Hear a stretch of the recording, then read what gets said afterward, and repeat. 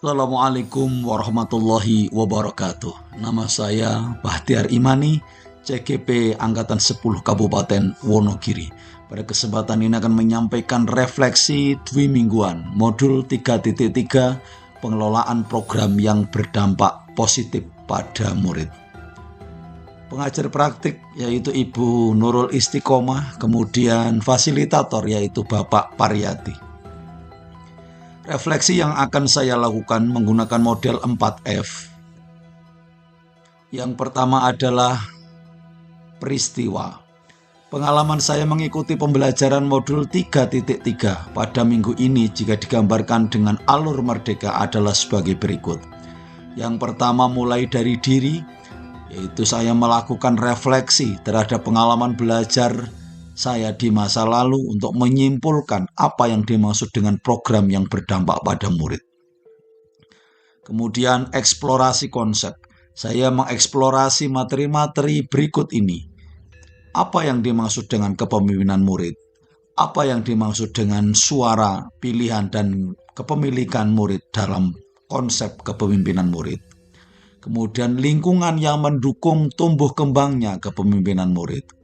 Yang terakhir adalah bagaimana melibatkan komunitas untuk mendukung tumbuhnya kepemimpinan murid.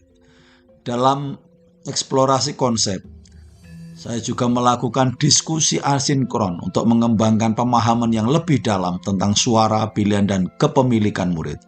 Kemudian, saya juga menemukan aspek suara, pilihan, dan kepemilikan murid dalam sebuah contoh program atau kegiatan sekolah yang menjadi fokus diskusi. Kemudian ruang kolaborasi. Di dalam ruang kolaborasi, saya bekerja dalam kelompok untuk membuat dan mempresentasikan sebuah contoh kegiatan atau gambaran umum dari sebuah program atau kegiatan sekolah yang mempromosikan kepemimpinan murid. Kemudian demonstrasi kontekstual, yaitu saya membuat sebuah prakarsa perubahan dalam bentuk rencana program atau kegiatan yang memanfaatkan model manajemen perubahan atau BAGJA. Pada elaborasi pemahaman, saya juga berdiskusi dan melakukan tanya jawab dengan instruktur untuk mengelaborasi pemahaman terkait dengan program atau kegiatan pembelajaran yang menumbuh kembangkan kepemimpinan murid. Koneksi antar materi. Saya melakukan koneksi antar materi yang telah dipelajari dari modul-modul sebelumnya untuk membuat sintesa pemahaman tentang program sekolah yang berdampak pada murid.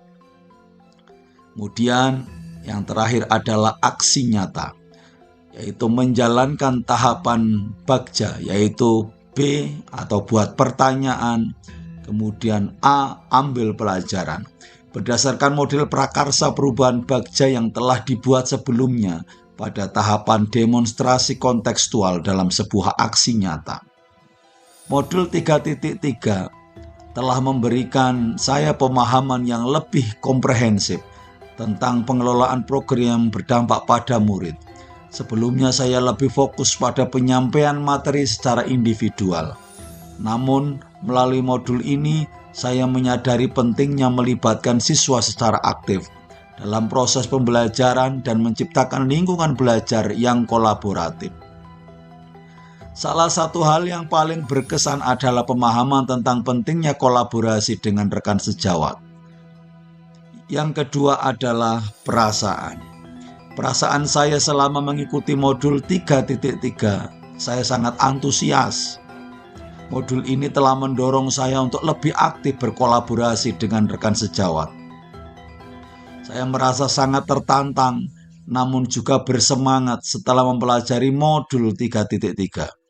Modul ini telah membuka wawasan saya tentang pentingnya pengembangan diri sebagai seorang guru. Saya merasa termotivasi untuk terus belajar dan mengembangkan keterampilan baru agar dapat memberikan yang terbaik bagi siswa-siswa saya. Di dalam modul ini saya memahami bahwa siswa adalah hal yang penting dalam pembelajaran, sehingga seorang guru harus menghamba kepada murid. Yang ketiga adalah finding, pembelajaran. Dari modul ini saya menemukan beberapa hal penting, yaitu yang pertama, agar kita dapat menjadikan murid sebagai pemimpin bagi proses pembelajaran sendiri, maka kita perlu memberikan kesempatan kepada murid untuk mengembangkan kapasitasnya dalam mengelola pembelajaran mereka sendiri, sehingga potensi kepemimpinannya dapat berkembang dengan baik. Yang kedua, saat murid menjadi pemimpin pembelajaran dalam proses pembelajaran mereka sendiri, atau kita katakan saat murid memiliki agensi, maka mereka sebenarnya memiliki suara atau voice, pilihan atau choice, dan kepemilikan atau ownership dalam proses pembelajaran mereka. Selanjutnya yang ketiga, kepemimpinan murid dan profil pelajar Pancasila. Upaya menumbuh kembangkan kepemimpinan murid akan menyediakan kesempatan bagi murid untuk mengembangkan profil positif dirinya, yang kemudian diharapkan dapat mewujud sebagai pengejawantahan profil pelajar Pancasila dalam dirinya. Yang keempat adalah penerapan, pengembangan diri yang dilaksanakan. Saya akan melaksanakan perencanaan. Dari modul 3.3 saya memahami bahwa perencanaan yang matang sangat krusial dalam mengelola program yang berdampak pada murid. Proses perencanaan yang melibatkan semua pemangku kepentingan akan menghasilkan program yang lebih relevan dan berkelanjutan. Selanjutnya adalah memanfaatkan teknologi. Saya akan lebih aktif memanfaatkan teknologi untuk mendukung pembelajaran siswa. Misalnya dengan menggunakan platform pembelajaran online atau aplikasi edukasi yang interaktif. Kemudian membangun komunitas belajar. Saya akan menciptakan komunitas belajar yang nyaman dan menyenangkan di kelas, di mana siswa dapat saling berbagi ide, berkolaborasi, dan belajar satu sama lain. Kemudian selanjutnya adalah rencana tindak lanjut. Berdasarkan pemahaman dari modul ini, saya merencanakan beberapa langkah ke depan untuk meningkatkan pembelajaran di kelas. Yang pertama, saya akan membuat rencana program yang melibatkan kepemimpinan murid. Yang kedua, saya akan melibatkan berbagai pemangku kepentingan terkait perencanaan, pelaksanaan, sampai evaluasi program tersebut.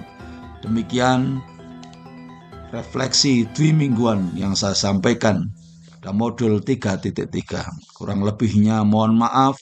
Terima kasih yang sebesar-besarnya kepada Bapak Pariyadi selaku fasilitator yang telah membimbing kami, sehingga kami memahami, sehingga kami dapat bersaing dengan teman-teman lain, bersaing ke arah kebaikan, memperbaiki diri menjadi pribadi-pribadi yang bermanfaat bagi sesama, khususnya dengan niatan memajukan pendidikan Indonesia.